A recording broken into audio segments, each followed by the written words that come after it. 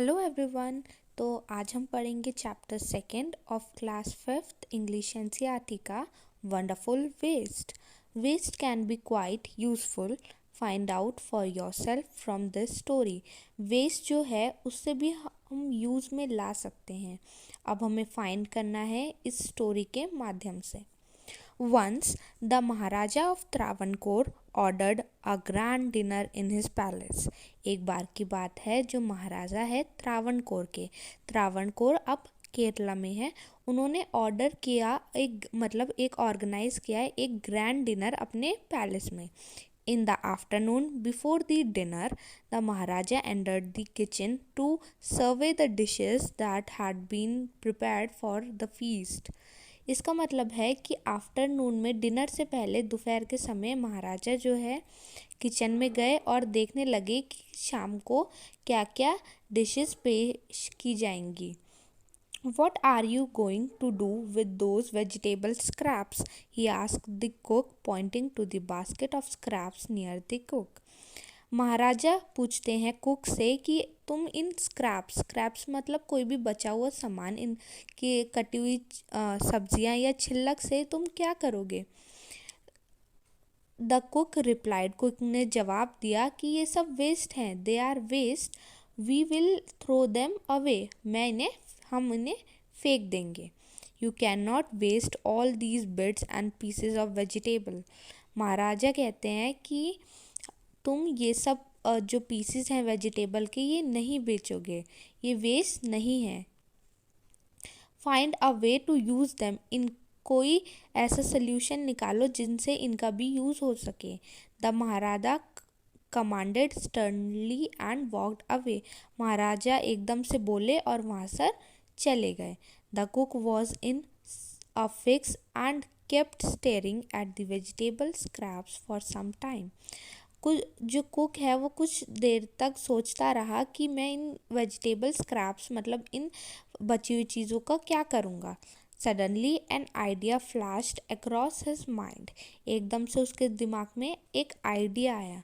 He took all the vegetable bits, wash them and clean them, उसने जो भी बची हुई वेजिटेबल या उनके छिलक थे उनको लिया, उन्हें धोया और उन्हें साफ़ किया। Then he cut them into long stripes, उसने उन्हें लंबे लंबे आकार में काटा। He puts them in a huge pot and placed it on the fire to cook, फिर क्या किया उसने, एक बड़ा सा मटका लिया, उसमें उन सबको डाला और उसे पकाने रख दिया। Next he ground some fresh coconut, green chillies and garlic together, उसने फिर क्या किया, फ्रेश कोकोनट और ग्रीन चिलीज और गार्लिक को एक साथ मिला के बनाया। He added this paste and some salt to the cooking vegetable, जो उसने मटके में ये सब पकाया था उसमें इन सब का पेस्ट बनाकर उसमें डाला और उसमें थोड़ा सा नमक भी डाला। A tempting smell started coming from the pot, एक मीठी सी सुगंध आने लगी पॉट में से। Now he whipped some curd and added it to the curry, अब उसने थोड़ी सी दही निकाली और कड़ी में ऐड करी। He also poured a few spoonfuls of coconut oil and decorated the dish with curry leaves, उसने कोकोनट ऑयल से जैसे एक तरह का तड़का जो लगाते हैं, उसने कोकोनट ऑयल उसके ऊपर डाला और अच्छे से डेकोरेट कर दी करी लीव्स से पूरे खाने को। Lo and behold the new dish was ready, उसने ये बोला, लो एंड बिहोल्ड एकदम से नई डिश तैयार कर दी।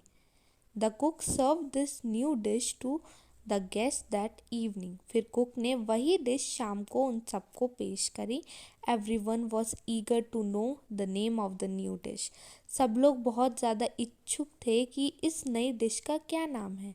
The cook taught and taught,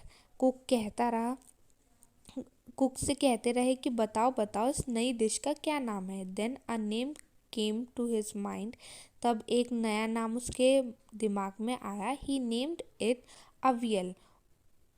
aviyal Avial became famous all over the Kerala and is now one of the dishes in the traditional Kerala feast. And imagine it all came from a basket of waste. Avial जो है अब बहुत famous dish है केरला की। अब उसको एक traditional Kerala feast एकदम ट्रेडिशनल अब माना जाता है केरला में। और सोचिए कि ये कहाँ से आया है, ये आया है एक बास्केट ऑफ वेस्ट से। वेस्ट चीज़ों का यूज़ करके उसने एक इतनी अच्छी डिश बनाई। तो यहीं पर ये चैप्टर ख़त्म होता है। Thank you for watching. Please like share and subscribe.